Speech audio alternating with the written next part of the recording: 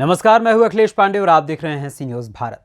खबर महाराष्ट्र के मुंबई से है, जहां मुंबई एटीएस और कस्तूरबा पुलिस ने दिल्ली के 6 डकैतों को मुंबई में डकैती डालने से पहले 3 पिस्तौल और 2 चॉपर के साथ गिरफ्तार किया है।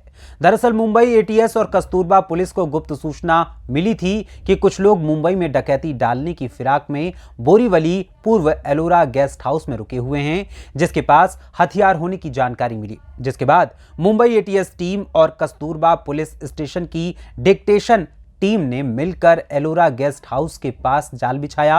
एलोरा गेस्ट हाउस में छापा मारने पर 2 रूम से 6 लोगों को गिरफ्तार किया गया, जिनके पास से हथियार बरामद किए गए। वहीं गिरफ्तार आरोपियों की पहचान बरेली निवासी 77 वर्षीय शहादत हुसैन, रहमत हुसैन उर्फ कल्लू, गाजियाबाद निवासी 45 वर्षीय असलम शब्बीर अली, दिल्ली निवासी 40 वर्षीय नदीम मोहम्मद यूनुस, लक्ष्मी नगर दिल्ली पूर्व निवासी 49 वर्षीय रिजवान अब्दुल लतीफ, दिल्ली पूर्व निवासी 28 वर्षीय आदिल मोमिन खान और बुलंदशहर निवासी 22 वर्षीय नौशाद अंसार शेख के रूप में हुई है। इन आरोपियों के ऊपर उत्तर प्रदेश और दिल्ली में हत्या और डकैती जैसे कई मामले दर्ज हैं। इन 6 आरोपियों के पास से एक विदेशी पिस्तौल, एक देशी पिस्तौल, 24 जिंदा कारतूस, एक देसी कट्टा, 5 कट्टे के जिंदा कारतूस व 2 चॉपर और एक स्कॉर्पियो कार बरामद की गई है। गेस्ट हाऊस आहे, या ठिकाणी 6 संशयित इसम हे आले असल्याची माहिती एटीएस पथक जुहू मुंबई यांना मिळाली होती।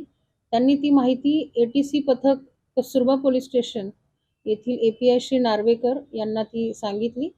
त्यानंतर सदरच्या माहितीवरती जो काही आहे ते वर्कआउट करण्यात आलं। त्या ठिकाणी सापळा रचण्यात आला।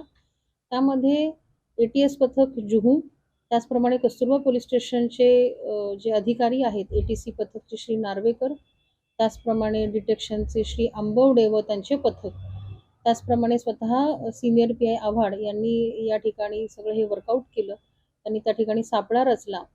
त्या सापळा रचल्यानंतर ज्या रूम आहेत त्या ठिकाणी तिथे झडती घेण्यात आली। ह्या आरोपींची 6 आरोपी आहेत।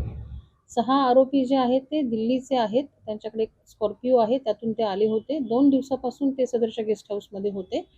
त्यांची झडती घेतल्यानंतर त्यांच्याकडे एकूण 3 वेपन्स मिळालेले आहेत, 29 काडतुसं मिळालेली आहेत, 2 चॉपर, त्याचप्रमाणे दरोड्याची तयारी त्यांची होती। त्याच्या अनुषंगाने जे साहित्य आहे ते त्यांच्याकडे मिळालेलं आहे। सदरच्या आरोपींना ताब्यात घेतल्यानंतर त्यांच्याकडे पुढील चौकशी चालू आहे। मॅडम, कुठचे हेतूने मुंबईत आले होते, काय कारण होतं? बरोबर, आतापर्यंतच्या तपासामध्ये असं निष्पन्न झालेलं आहे की सदरचे जे आरोपी आहेत ते दरोड्याच्या तयारीने आले होते। या ठिकाणी ते मुंबई व मुंबईच्या आजूबाजूतील परिसरामध्ये ते रेकी त्यांची चालली होती आणि कुठेतरी ते दरोडा टाकण्याच्या तयारीमध्ये होते। त्यामध्ये त्यांचं टार्गेट हे ज्वेलर्स शॉप असं होतं। यापैकी किती लोकांवर आधी काही गुन्हे दाखल आहेत आणि पुढच्या स्वरूपात?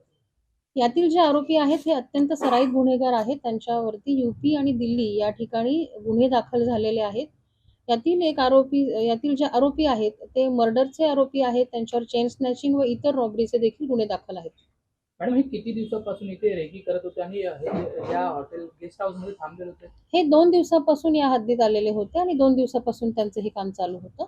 मॅम, यांचा संबंध कुठच्या गँगशी निष्पन्न झाले का आतापर्यंत? आतापर्यंत तपासामध्ये असं कुठल्या गँगशी निष्पन्न झालेलं नाही। पुढील तपासामध्ये आम्ही ते बघतो। यांच्यामध्ये मास्टरमाइंड कोण आहे किंवा यांना कोणी हँडलर होतं? सध्याचे जे 6 आरोपी आहेत त्यातील एक त्यांचा मास्टरमाइंड आहे। त्याचं नाव शहादत हुसेन रहमत हुसेन उर्फ कल्लू असं आहे। त्याच्याकडे आम्ही आणखीन तपास करीत आहोत। मॅडम, याच्यामध्ये अजून कोणी इन्वॉल्ड आहेत का? त्याचा तपास चालू आहे। महाराष्ट्र से सी न्यूज संवाददाता मुस्तकीम खान की रिपोर्ट।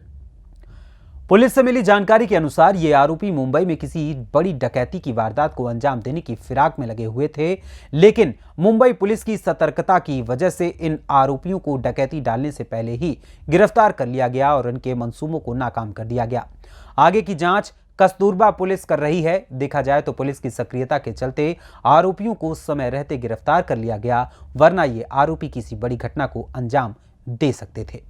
फिलहाल इस खबर में बस इतना ही। देश दुनिया की तमाम खबरों के लिए देखते रहें सी न्यूज भारत। हर खबर आपके साथ, आपके हाथ।